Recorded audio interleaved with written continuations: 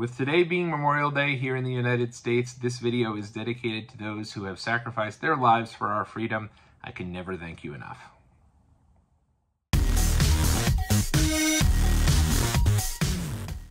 What's up, world? It's your boy Tommy on the spot for Watch Along Wrestling. It is so great to be back here chatting all things WWE Monday Night Raw with each and every one of you.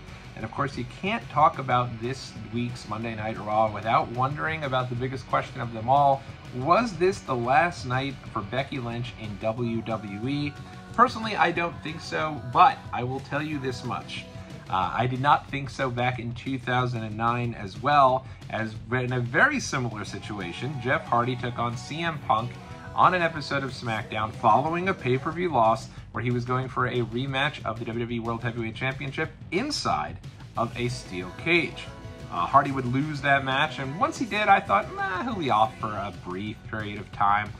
There were rumors he was trying to actually get a reality TV show greenlit by Fox, and he was shopping that around to different suitors, and I figured I'll take some time, I'll spend time with the family, but I'm sure at some point, if not in time for WrestleMania, you'll have Jeff Hardy back on the WWE screen where he belongs. And what happened? Well, Jeff took a little time off. Obviously, he had some legal woes. We're not going to get into all of those. But instead of Jeff returning to WWE, he instead went to TNA. You see, I'm not sure where this is going with Becky Lynch. I really have no idea. For me, I think Becky Lynch belongs with WWE. I expect Becky Lynch to re-sign with WWE. I don't anticipate WWE is going to give her any opportunity to go elsewhere. I think she's very important to them. If you think about, when Rhea lost the title and needed a stopgap, they went to Becky Lynch. When they needed someone to go to NXT to prop up that division, they went to Becky Lynch. When they needed someone to come out on top of the very first women's WrestleMania main event, they went with Becky Lynch. Becky Lynch is an established, huge name for WWE, one of the biggest stars they have. She's been on the cover of video games. She has been pretty much everywhere for WWE. And I think in many ways, she's the biggest woman star and probably a top 3 or 4 stars in the company. So I'd be very surprised if she goes anywhere else. But with that being said, obviously, there's a new game in town that was even bigger than TNA was back in 2010 when they had Hulk Hogan and Eric Bischoff, and they were looking to kind of make a splash as they moved to Monday nights to go head-to-head with Raw, and that obviously being AEW. AEW's women's champion right now is Mercedes Moné, the former Sasha Banks.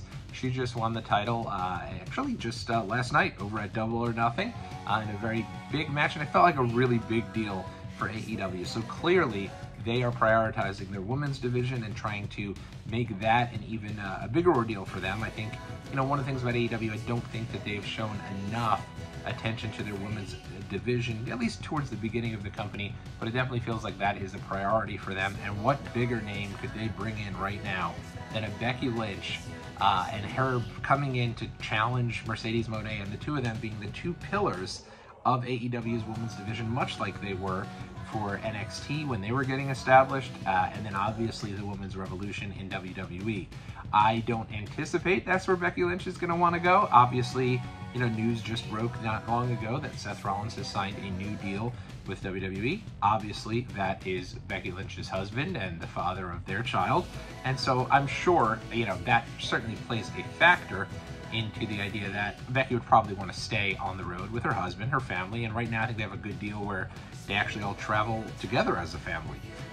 So, with that being said, I think that probably plays a role, but I'm really surprised they even let it get to this late. All reports are saying that Becky Lynch's contract expires at the end of the week, and who knows, maybe Becky just wants to take off, recharge the batteries a little bit, spend some time at home.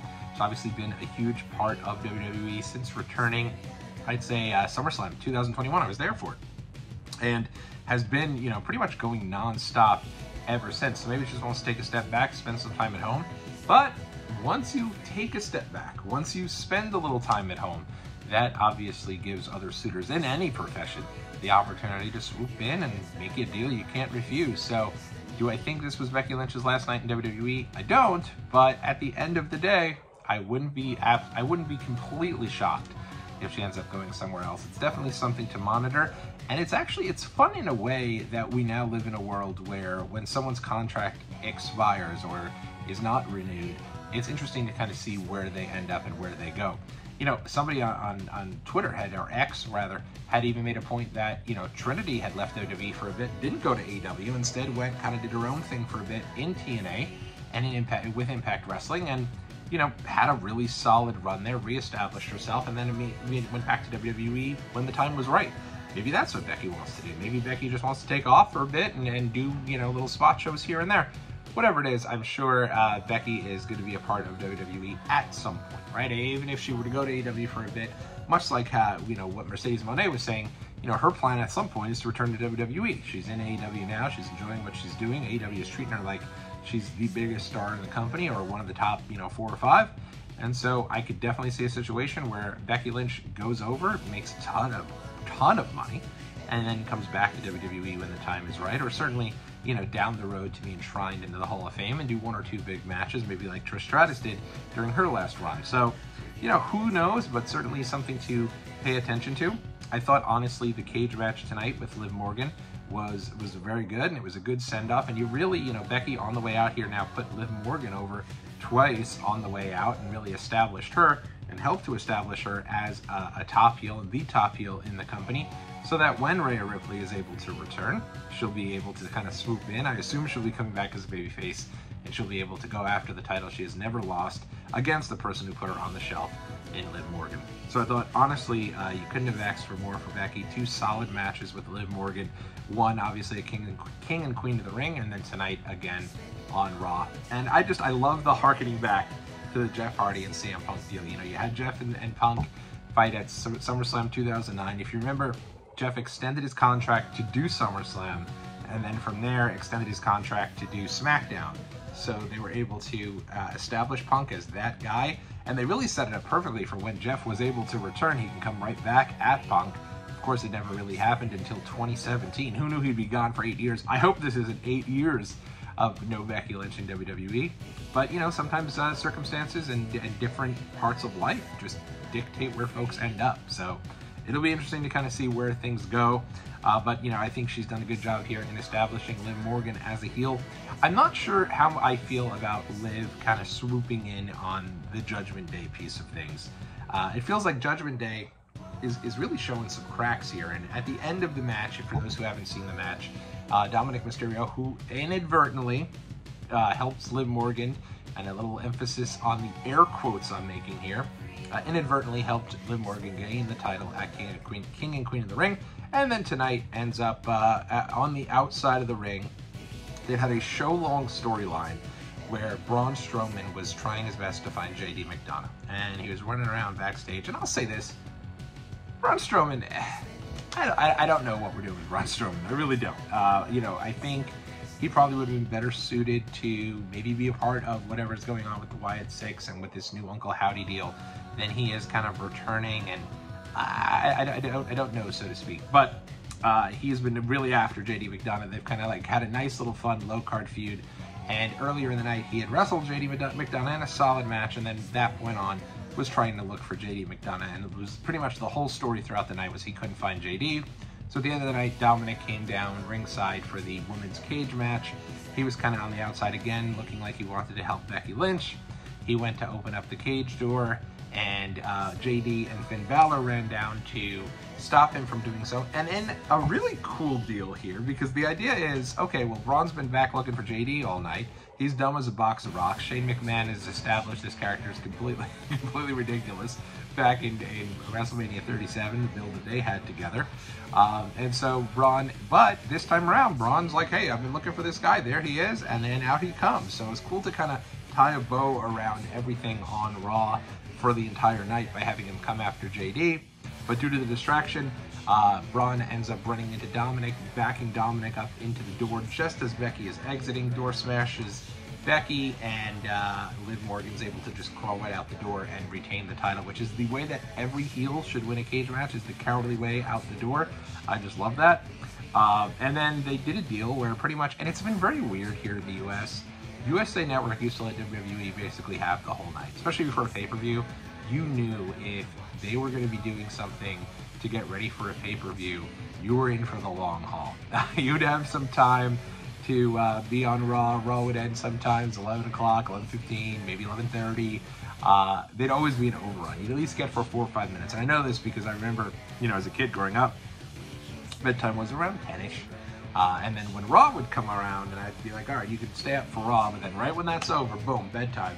And sometimes, right on the way to, like, the road to WrestleMania, you'd be on there all night, just waiting. And, as my parents were like, when the hell is the show going to end? Because they thought, like, I popped in a tape or was watching a different show or something to that extent. Not to be anymore. WWE is, like, kicked off the air, boom, 11 o'clock, out it goes. I don't know if it's just that USA is not happy WWE's not resigned Raw. Obviously, they have SmackDown coming, so I think they're fine. But it's just weird. The second 11 o'clock hits, WWE is off the air, and that's what happened tonight. They did a deal where the last thing we saw here in the U.S. was Liv Morgan and Dominic kind of staring at each other, looking each other up, seeing if this was going to, be a deal where she knew he was helping her. And instead, boom, big kiss there. We didn't even see it. It went right off the air. And then they had showed us on X, and everyone was going crazy on it, who was outside of the U.S., that Liv had kind of planted one on old Dom, and Dom looked about as uncomfortable as a human being could possibly be. So more to come there. It's very interesting to kind of see who's going to be a part of things, what's going to happen, especially as Rhea Ripley comes about. But, another big, really interesting piece of this entire deal is with the Judgment Day, because I don't know how much longer they're going to be going with this Judgment Day. It really looks like there's some dissension there. It seems like Damian Priest is kind of getting tired of the Judgment Day. And they announced at King and Queen of the Ring that at the Clash at the Castle, it will indeed be Drew McIntyre going for the title once again at Clash at the Castle, this time in Scotland, his home country, taking on Damian Priest. This feels like this is going to be the end of Damian Priest's title run. I can't see a situation where Drew McIntyre goes back into Scotland again in the Clash at the Castle and ends up not coming out as the champion. Obviously that happened the first time. I think they almost killed the character.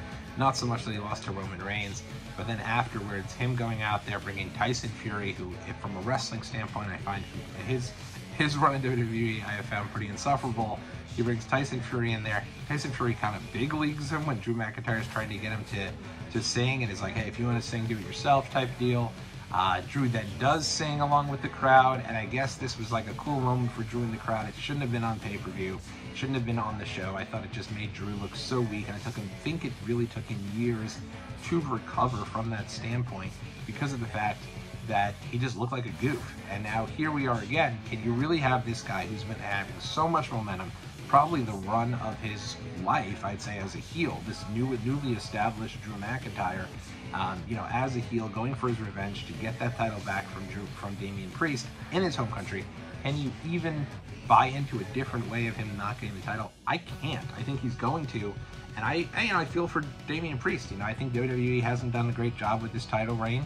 I feel like it's just kind of getting started, and the rug's going to come out from under him. And I'm not somebody who loves the long title reigns. I've been clamoring for titles to change hands outside of WrestleMania for a very long period of time. But with this title reign, I feel like he could have done a lot better for Damian Priest. He certainly should have been on King and Queen of the Ring, and he should just be out there every week just destroying people. And instead, this guy's eating 619s tonight on TV, and is now going to probably be in a pretty competitive match next week against Rey Mysterio, a guy he should really just be laying out. So, I worry about what happens to Damian Priest if he does lose this title, and really what happens to Judgment Day in total here. You kind of have a little dissension going on between everyone, but Priest loses right now. The champion is really the lead of this group right now, and it doesn't really feel that way. So I hope that this doesn't have any long-term effects on Damian Priest. I think he's really talented. I think WWE has something in him. The other thing is, of course, you could have CM Punk return at Clash at the Castle and take out Drew McIntyre, cost him the title again. But then I'm not sure CM Punk's getting out of there alive. I mean, Drew McIntyre is going to be a massive babyface in Scotland. There's no other way around it. And for him not to leave as champion is going to be a really tough bill. So I expect him to, and I guess we'll then see where it goes. But I will say it's very interesting, kind of a different dynamic to kick off Raw tonight. You had Damian Priest come out.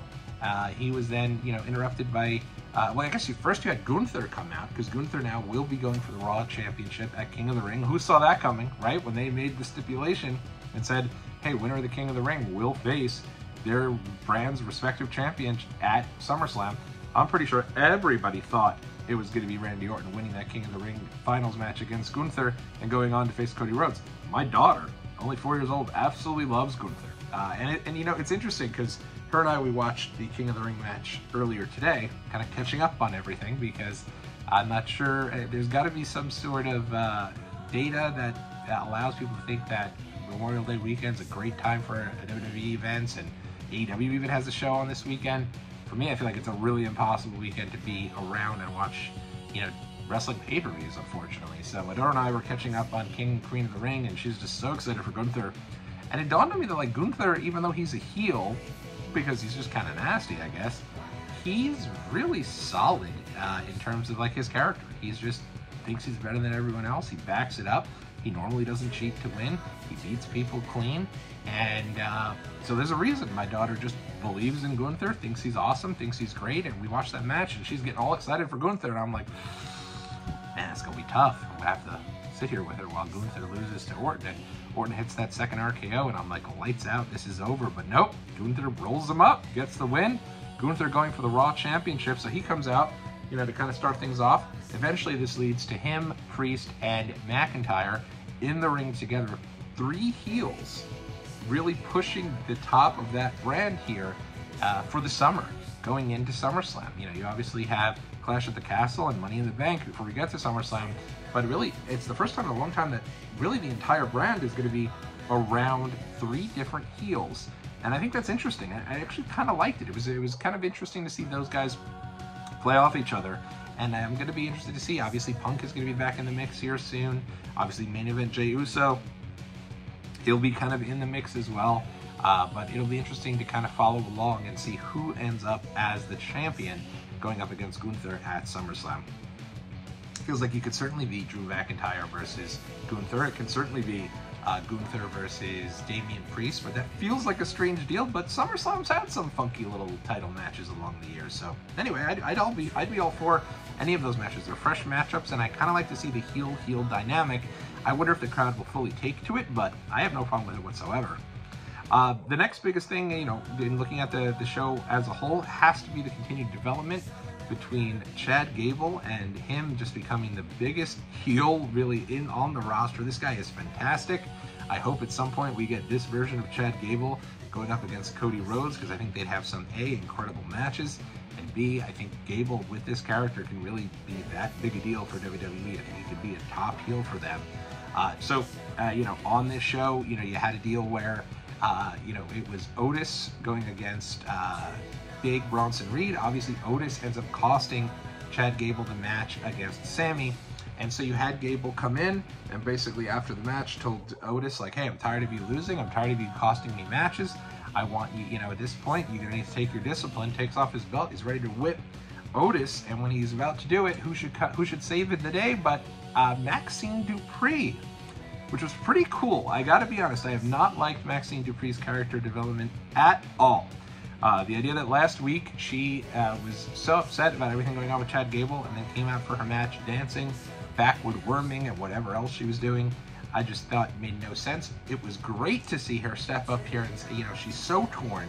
They're all so torn. I think all 3 of them, Tozawa, Maxine, and Otis, in their interactions with Gable have been great. And so she stops Gable, begs him to not do it. Gable throws her out, just completely just nasty as can be. Sami Zayn should come out. He comes out to kind of try to help Otis, but Otis is still torn here, and eventually Sami Zayn gets laid out here. Gable walks out. He's got Tozawa and Otis still kind of flanking behind him, and ends up where they're kind of chasing him, but he's becoming just a maniacal heel. I think at some point he's going to get this Intercontinental title. I think that would even be a bigger deal for him, and I really feel like his involvement with Sami Zayn has done a great job. And a lot of times when you have a really strong champion and then they eventually lose the title, there's a dip. I have not seen that with the Intercontinental title. You know, I really was worried when I saw Sami beat Gunther, but having a storyline ready to go like they have with Sami Zayn and with Chad Gable, and how that's all bled into everything going on at WrestleMania, to me, I think it's just been great. It's been a really good slow burn heel turn for Chad Gable, and I'm really interested to kind of see where things go from there. Also on the show here, Last thing I'll probably touch on, I don't think I go through every single piece of it. I thought it was a really strong show, honestly. It was, I was certainly not watching Celtics and Pacers. I wouldn't be watching them. Good congrats to all the Boston Celtics fans, but at this point, you knew it was going to be a sweep. I was locked in for Raw, and it was good to kind of end the weekend with a fun wrestling show. Let's say, I guess there's two things I'll touch on. First, the continued build for Braun Breaker. This guy, man, I'll tell you this much. He has benefited a lot from people that he's worked with selling their ass off for him. The young guy last week, who he destroyed, made him look like $1 million. And God almighty, the spear that he hit tonight on Ricochet was incredible. The spot number 2 of the weekend, because obviously, for me, the spot of the weekend was Nia Jax hitting Lyra Valkyria with the big, her big deal there, the bonsai drop that she uses. Her doing that with Lyra, using everything she could to kind of rock Nia and try to get momentum so she can get her down for a powerbomb. Nia holding on and then hitting the bonsai drop perfectly, and then sitting there as Corey Graves says, count to 100, it's over. Her sitting there, arms folded as she wins Queen of the Ring. Man, that was incredible. But spot number 2 was tonight. You had Braun Breaker hit the spear on Ricochet. Ricochet hits a complete, 360 spin, just amazing. Go anyway to find this. This was so great, and Ricochet is so smooth in everything he does. I'll say it till I'm blue in the face. I think Ricochet had such an aura about him when he came to NXT. I don't feel like they ever fully have captured that on the main roster, and I feel like there's got to be more this guy can do. I don't know if he's good. I don't know if he'll be a world title. I don't know what you do with him, but I feel like he can certainly contribute more to just being the guy who always, ends up losing these matches. Had a banger tonight with Ilya Dragunov, and from there, again, made Braun look so great. Braun comes out, destroys everyone, and they're building him. Eventually, he's going to end up hitting a spear on Adam Pearce, and when he does, oh man, he'll probably spear him out of his shoes, and it's coming, and it's coming, but the slow burn there for him has been great, and I don't know what it is, right? I see a lot of people, who's going to be the one to step up and take out Braun Breaker. I'm not sure this guy's going to step up and take him out, but I do think at some point Omos is going to step to Braun Breaker, and I'm here for it. I'm not even an Omos guy. I think he's limited in what he can do. I haven't loved his work, but it really feels like if he shows up to go against Braun Breaker, that's a major kind of, I guess, as you would say, an attraction match for SummerSlam. I think it would be fantastic. I think it would be a lot of fun to see those guys kind of go at it, and obviously Braun have to go against someone much bigger than him. And the last thing I'll touch on here, Lyra Valkyria had a really solid match tonight, I thought, with Kairi Sane. She gets another win. Makes sense for her to get the bounce back win. Actually, it was really fun backstage they did with Lyra Valkyria and Becky Lynch. They're both sitting back there, and Lyra's like, what a tough, kind of a tough day they had at King and Queen of the Ring. And, Becky looks at Lyra and says, we'll continue to improve, we'll continue to grow, we'll continue to learn until maybe it's time to step away. And I thought that was just such a fun tease, especially, good for WWE acknowledging that, hey, their audience knows that Becky Lynch her contract's coming up, and who knows if Becky is going to be re-signing. So her kind of sitting with her protege there, and Lyra, that was such a cool little twist. But then Lyra Wood, she'd go on to get a big win. Love the deal with the wings. I think it's such a cool deal there with her coming out. Just really adds to her aura and her entrance, and kind of gives her a bit of a character there. But then the interesting piece about this was that even though Damage Control took another loss, you had Io Sky in the back just lose her shit. She was so pissed off, throwing things all over, a big mess there, making a mess, and she was really unhappy. So I love that. Let's make the wins and losses matter. I thought it was really good. So all in all, a really fun episode of Raw. If I come on here to talk about Raw, I enjoyed the show a lot, and I did. I thought this one breezed right by. I thought it was a really good show. Let me know what you thought about it in the comment section. Next week's Raw, I might have a vested interest in. We shall see. But next week's Raw, Hershey, Pennsylvania, it will be main evented by Damian Priest against Rey Mysterio. Oh, I didn't touch on Rey. Rey fought Carlito. Solid match. Rey beat him. I really think they could have done so much more with Rey Mysterio and Carlito. Carlito, yes, he turned on the LWO, but he had every reason to. I don't know why he hasn't gotten legitimate promo time to explain his actions. Rey Mysterio did him dirty on the road to WrestleMania. He really did. He goes and he brings in Dragon Lee to be his partner. Carlito lays him out. Then he goes to bring in Andrade. Carlito's just looking there like, hey, what about me? Like, I came here, and this is going to be my first WrestleMania in like 15 years, and you're just not going to give me the chance to be your partner or be on the show? Like, it really, I wish he kind of had an opportunity to do that, because I think those two guys could have had a really good back and forth, and instead they kind of, in my opinion, just rushed through everything, which is a real shame. But it will be Damian Priest going against Rey Mysterio. I'm sure they'll have a great match. That'll be main event for next week's Raw. The rest of that show that they've announced is going to be Kofi Kingston and Xavier Woods taking on AOP. AOP absolutely decimated the Creed brothers. It was actually kind of sad to see. I think Creed brothers have a lot to offer, and it was sad to see them wipe so quick tonight. But it looks like they're continuing that build of whether or not Xavier Woods and Kofi, or one of them, is going to go and join up with Karrion Kross and his crew. I'm all for a little bit of a New Day split. I love the New Day. They've been around, we're coming up on 10 years. They've been around. It's a long time that the New Day has been together. So I think, honestly, a little splitsky there, I think would do both of them fine. And it'll be interesting. Or maybe make them both heels again. I think that would be interesting too. So I'm actually seated for this. I think it should be fun. And then also on the show next week, they started the build and continued the build for Sheamus and Ludwig Kaiser. They're continuing that build for the singles push for Ludwig Kaiser. Him wrestling Sheamus next week should be great. Him in there with a good veteran like Sheamus.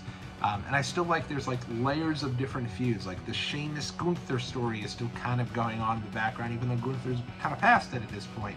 So it'll be interesting to see that match. 3 solid matches, and I love that they've continued each week they build stuff up for the next week. I love that. But should be a fun SmackDown this week. I'm all invested in this Nia Jax, this Queen Nia. I'm really excited to see where they go from it. I'm excited she won that. I'm glad she did. She's been so great since coming back, and I think she's going to do a lot with this. Probably en route to a title win, which she should get, and I think she'll do a great job. No offense to Bayley. Bayley's awesome, but I do think, you can really get behind Nia as Queen Nia. And what a better way to do it than to give her the title at SummerSlam. So, more to come this week as we approach SmackDown. But until next time, everybody, let me know what you thought of Raw, and we'll talk again real soon here on Watch Along Wrestling.